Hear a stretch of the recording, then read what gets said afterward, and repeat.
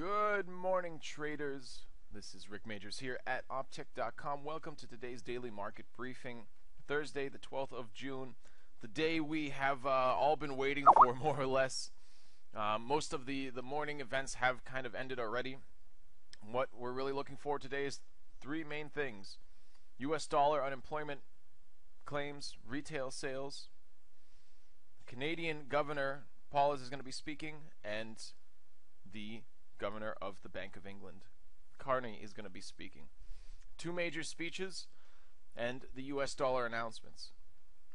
U.S. dollar announcements are slated to give improvements today. All right. Now, we had a lot of bad information come out end of last month towards the U.S. dollar in terms of unemployment. The NFP was not good. It did not do well. Crude oil yesterday also, inventories are very, very depleted. Negative announcements across the board. It's not looking good for the dollar market right now, and people are beginning to lose confidence in a continued upward movement, that continued gain over things like the yen and the euro. So what we want to be seeing, at least for today, is to get something good out of those core retail sales, which are slated to go up at least 0.4% on the margin, and retail sales themselves, which are slated also to give another gain forecasted of 0.4%. Now, unemployment claims are slated to actually drop a little bit now, as we can take a look. If we open the folder here on the overall,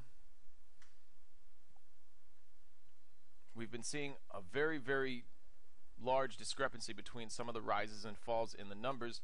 This time, it's not expected to be as drastic. All right, last month we did actually manage to see it go from, not last month, last week we saw it go from 309 to 312 was the forecast versus the actual, and now we're seeing 312 down to 306. So we're seeing kind of a period now where you're not getting major amounts of claims either disappearing or appearing on the announcement, but what we are seeing is that it is starting to get more to a stable level where it is going up 1 month or 1 week and down the next week, and things are seeming to get a little bit better.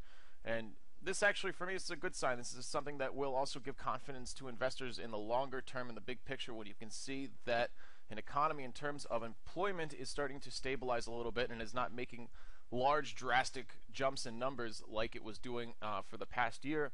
This is a good sign for the American economy. Now, the Bank of Canada and Bank of England speeches by their respective governors is going to be more of the same.